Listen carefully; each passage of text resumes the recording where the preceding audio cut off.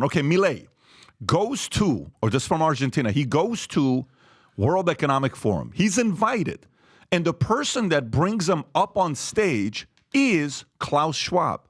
And he goes and gives a message. Argentina's Javier Milei says the West is in danger in a fiery Davos speech. If you've not seen the speech, it is 23 minutes. We're not going to play the whole 23 minutes for you, but I highly recommend you make a note and you go watch this entire thing. Rob, just play the first minute 20 seconds, and listen to what he says on how Argentina went from what it was before to what it is today. Go ahead, Rob.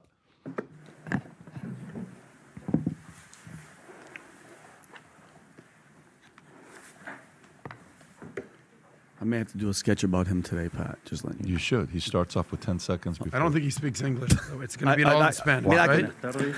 Good afternoon. Thank you very much. Today, I'm here to tell you that the Western world is in danger. And it is endangered because those who are supposed to have to defend the values of the West are co-opted by a vision of the world that inexorably leads to socialism and thereby to poverty. Unfortunately, in recent decades, motivated by some well-meaning individuals willing to help others, and others motivated by the wish to belong to a privileged caste, the main leaders of the Western world have abandoned the model of freedom for different versions of what we call collectivism.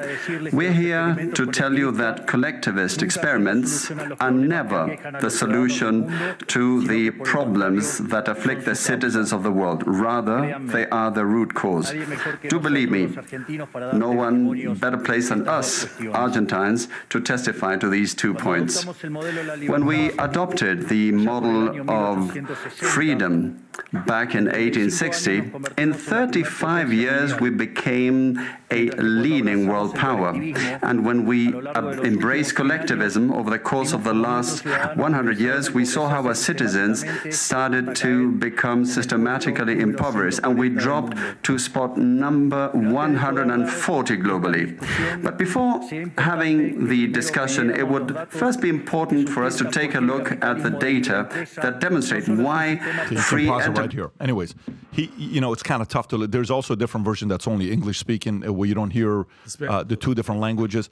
By the way, he goes flat out, calling out everybody for 23 minutes straight. Damn. To their faces. I love that. He calls out if you're ever invited to the World Economic Forum to give a speech, and people later on are going to say, well, look at him, he went and spoke at the World Economic Forum. Yeah, but he went and called out everybody to their faces. This is the way to do it, the way he just did it. Yeah, I love this. And this is something that I've been looking way into these days. What he's basically talking about is something that we're going to be prepared or have to be prepared to face in the next coming generations, okay? And that is what is called a clash of civilizations. And a clash of civilizations is not about countries, it's about ideas and it's about cultures. And what we're seeing is an East versus West culture clash. So on one hand, you have democracy, you have capitalism, you have freedoms, you have free markets, you have human rights, you have builders, you have creators, you have discussions, open expression. And on the other hand, you have what he called collectivism. You have the Marxists, you have the communists, you have the authoritarian, you have the jihadists, you have the extremists, you have people that want to tear down and destroy. And what he's doing is saying, listen, World Economic Forum, listen, world, there's a clash of civilizations coming. Pick your team. And here in America, we know what team we're on. Tom, did you hear the speech or no? No, I've read the summary of it, and I saw this live here, but I have not read the thing all the way. But I know the code words he's speaking with. And when he says collectivism, he's talking about communism, because he specifically says socialism. And now he says collectivism. Collectivism is communism. Communism with a gun is Marxism. So what he's saying is, look, if two people have, Vinny and I are sitting here and I have an orange, and you tell me chop half and give it to him. We both have half an orange. But that's all we can have. There's no way to grow more oranges. You've just taken half of mine because you're not supporting capitalism or growth. And collectivism results in everybody impoverished because unless you're the size of the United States with the monetary power that we have, your currency goes down in value. So guess what? You impoverish your entire nation. By trying to give everybody something, destroying the incentive to work, you destroy the growth of your country and the value of your currency, so it all goes down and we're impoverished. That's what he said in those first 5 minutes. You know what else he says in the speech? He says in the speech that just because a business fails doesn't mean capitalism doesn't work. Right. Just because you fail as an entrepreneur doesn't mean capitalism doesn't work. This concept about every time a business fails or doesn't work, oh, this whole thing doesn't work, we have to change the entire system. No, that's not the case here. 4 basic principles of capitalism that we have to keep talking about. Freedom to buy, freedom to sell, freedom to try, freedom to fail. You're going to fail at times. The message was so beautiful, and he used data, he used history, he used examples.